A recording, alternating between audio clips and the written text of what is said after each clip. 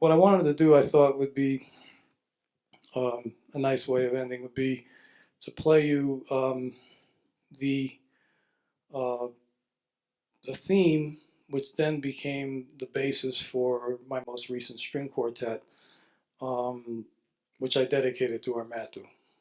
And I completed it in November of 2011 and recorded it.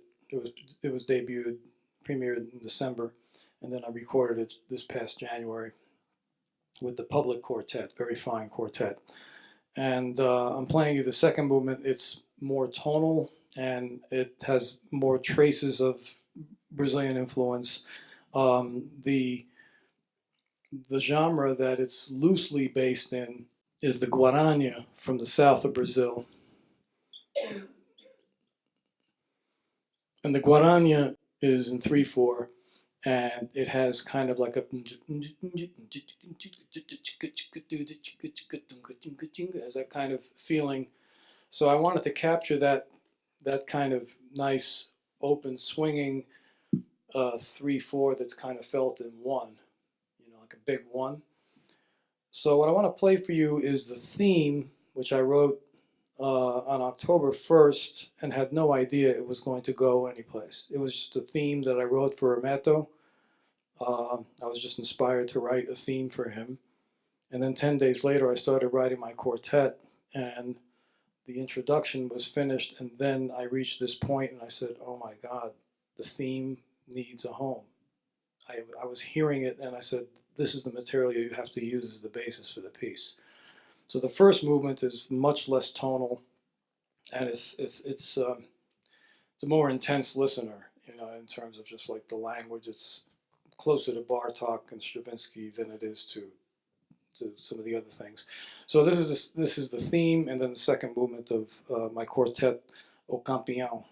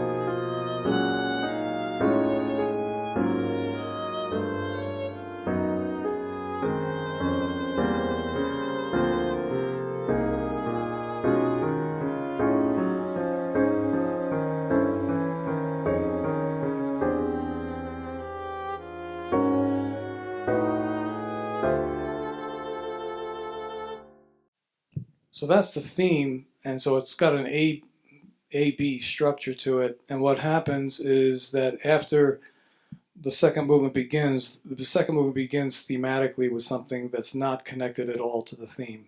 It's kind of like this. The only thing I can say that I was feeling when I was writing it was that it wrote itself. It wrote me. It was just this Lydian, this feeling of just hopefulness and bright light coming through, and just this sweeping kind of Lydian type of modal sound. And then eventually the theme reappears. The A section of the theme appears in 3/4, transformed from this anthem-like texture. And then finally, at a certain point, the B section appears in chorale form, very similar to the original. Like the music just comes to this midpoint where everything is just very kind of serene. And then there's a development section, fairly traditional kind of development section, and then recapitulation. And hope you enjoy it.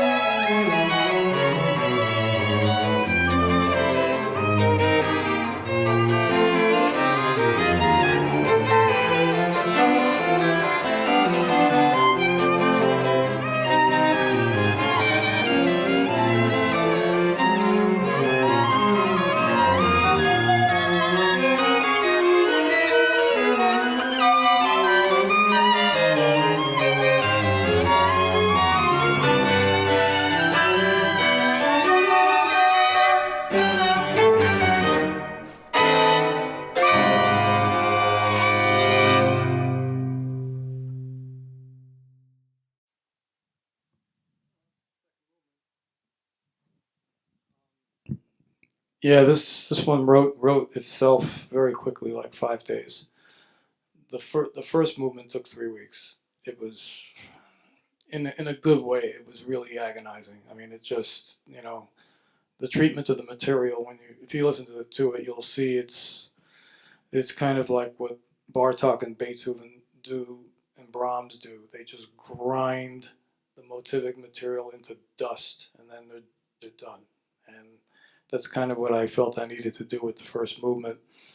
Um, but this one really kind of wrote itself, thankfully. Um, I really want to thank all of you for being here. And if this piece is like any indication of um, the kind of inspiration that Hermeto has given to so many uh, great musicians who themselves have gone on to find their own voice and inspire many people who aren't even musicians to pursue their their life's calling. He is a living model of someone who knows why he's here on the planet, and and his output is tremendous. And Jovino is the person who knows pretty much every piece he's ever written. He's kind of the archivist, and he's been very generous with sharing manuscripts with me over the years. And Hermeto is now 70. He'll be, let's see, 77, and he looks great. He's trim. He's funny as hell, and he's still writing up a storm, filling up 3 books at a time.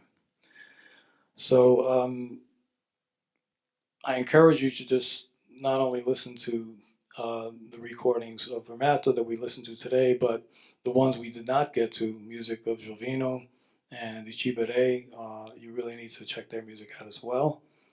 And I want to thank Lynn and everybody here at DU for uh, allowing me to present this music and allowing me to share my experiences musically and educationally with people in what I hope is a real meaningful way and a lasting, hopefully having a lasting impact on uh, people's aspirations and goals musically and otherwise.